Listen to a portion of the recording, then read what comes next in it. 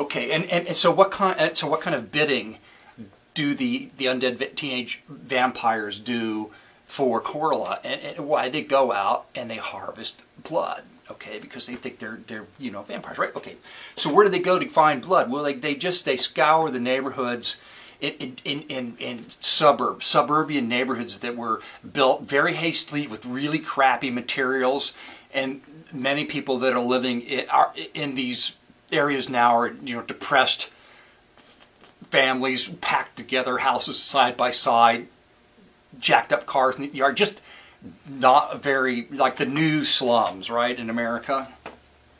And they look for houses with red mailboxes. Why red mailboxes? Well, red kind of reminds them of blood. Corla used to be a mailman and hated it, He still got some residual bad feelings about being a mailman.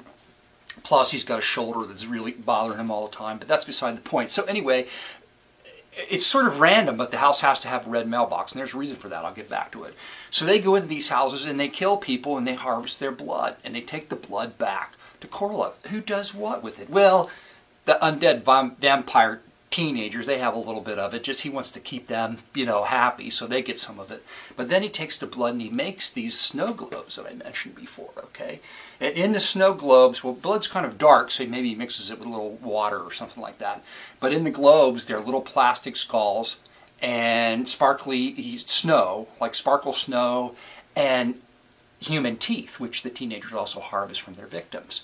So when you shake it up, you see all this stuff, and the college kids that come in just love it because it's just such a weird thing. Some of them light up, they have LED lights in them, they're all different kinds. They're really quite fascinating. So he makes the snow globe, the red globes in the shop, the hemoglobin shop with blood, plastic toy skulls, and human teeth, real human teeth. Oh man, how can you resist not making this movie? That's what I'm saying. Okay. So now, what happens? What happens? What's the thing that sets into motion the downfall of Master Corla? And well, he sends his minions out one night and they go into a house. Of course, they think they're the undead, right? Vampires, okay? So they don't need to turn on any lights. So they go and they think they've got everybody in the house, and they pack them into the living room, mother, father, hot, buxom, young girl, and that's it. Okay, they turn on the lights, but what they don't realize is now they're in a house of some real fanatical religious people, okay? And what they've got all over the walls are crucifixes and, religious paintings, all this, sort of 70s gaudy paraphernalia, just all over the house, right? Well, being undead teenage vampire wannabes, they're not really comfortable in this house, okay? And in addition, the woman, the wife, the mother of this girl, and wife of her father, her husband, is screaming and carrying on and just going crazy, okay? It's highly annoying, and as an audience, you don't like this person because she's just irritatingly loud and whiny, and so they kill her. Okay, so you're kind of like, okay, it's a very tense scene. It's going to be a very tense scene, I think. But because everything's off kilter, because the teenage undead are in this house full of religious paraphernalia and very highly nervous and not paying attention, they've missed somebody in the house, and that's the grandmother. She's maybe about 65 years old, and she lives in the basement. And why? Because she's like, a little bit. It's the crazy religious family, and she's kind of. And she hears this commotion of the going on. Let's say she's a heavy sleeper. Finally wakes up. I don't know. There's some reason why she wakes up after all the commotion or something going on. I haven't figured that out yet. But anyway, she's a gun nut. Okay. Oh, this is just perfect. Why would they pick this house? It was just a bad idea for them. She's a gun nut, and she has her favorite guns are these new Taurus 410 shotgun. 45 or 410s, and she uses the full 3-inch Magnum shells, the new defense shells, and she's got 2 of them with cross-draw holsters. Isn't this great? Okay, so she straps on these cross-draw holsters. She has bandoliers or belt of ammunition over her nightgown, right? And she comes up just as they're going to kill well, maybe they kill while this is going on, they kill both the mother and the father. Why not just have a bloodbath? Okay, why? Because it's a horrible slasher movie. You got to do that. But they don't kill the girl yet, who's actually dressed in a very skimpy sort of pajama night shirt, you know, and just she's pretty hot. Okay, so the grandmother goes upstairs, and there's this. The minions just carry knives. That's what they carry. That's what Corla gives them. And that's what they carry. Knives are cheap, okay? So she comes up, boom, boom, boom, these giant banging, blasting, bang, boom, with these guns, and kills however minions there are. I don't know how many there have to be, maybe 4 or 5, I don't know. But the girl's not dead yet, okay? So the grandmother releases the girl, they're sobbing, but they're angry, right? Because it's like the death wish, you know, 1, 2, 3, 4, 5, 6, 7, and 8 thing, where people that you care about get killed and you get angry and then you go after the bad guy. That's the whole deal here. Right. So there's one minion on the floor, he's not quite dead yet, and all they get out of him is they like cut his ear off or do something like to get him to say something is red mailbox. All right, so then they're like, what the hell? And they're crying, and the cops come the next day and they can't figure it out. But then they notice that they have a red mailbox. Who pays attention to what color their mailbox is, right? And they're reading the newspaper, and they go to all the locations. None of this is mentioned, but they go to all the locations of the previous crimes that the teenage vampire undead folks have done. And all the mailboxes are red, so they know now, and they kind of get an area where these people are working in. So they go and they look at places, they find red mailboxes, and through this process of they finally, I haven't made the connection. There needs to be like another. Well, let me just explain the character grandmother. The grandmother's name is Grammy 410.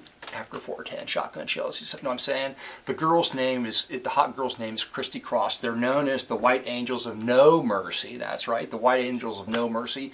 Christy and her grandmother wears a white nightgown, you know, with a cross around her neck. And Christy wears white leather, like a mini dress with white fishnet hose and white boots with buckles and stuff on it. And she just happens to be a ninja expert, right? Well, of course she is. And her weapon of choice are these, not throwing stars, but they're more shaped like crosses that are really sharp. And she throws these crosses, okay? That's her weapon of choice.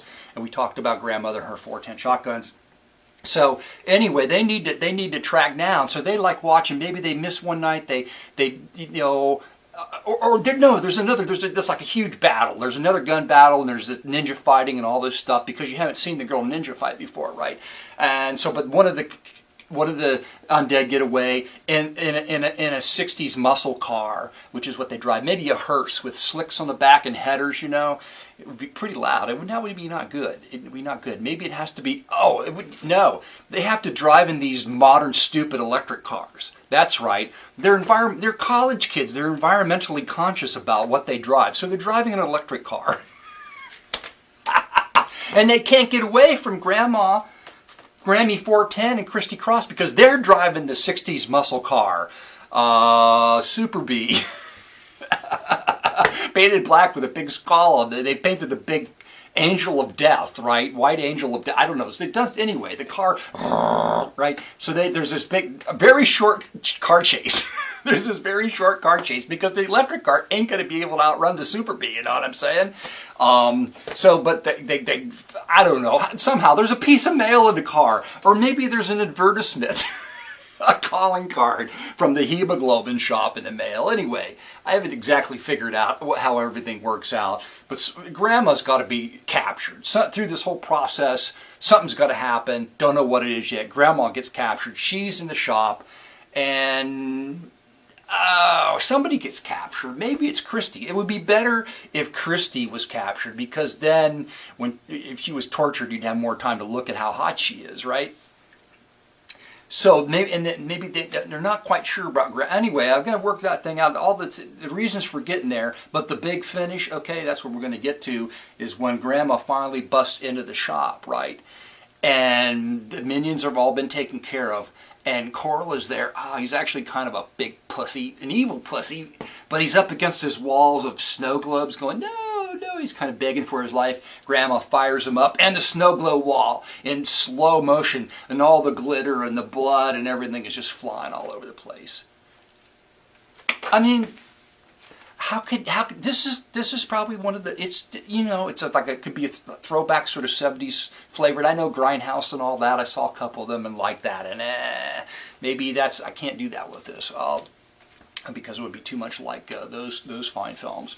But there you go. And you think this is any more weird than pushing the grind or any of the others? And no, it's not. It's just what it is. It's just an idea that could make a fun movie, I think. And it can be black comedy. It can be, right? Okay, wacky. There you go. Got it. Call me up. Call me up. Call me.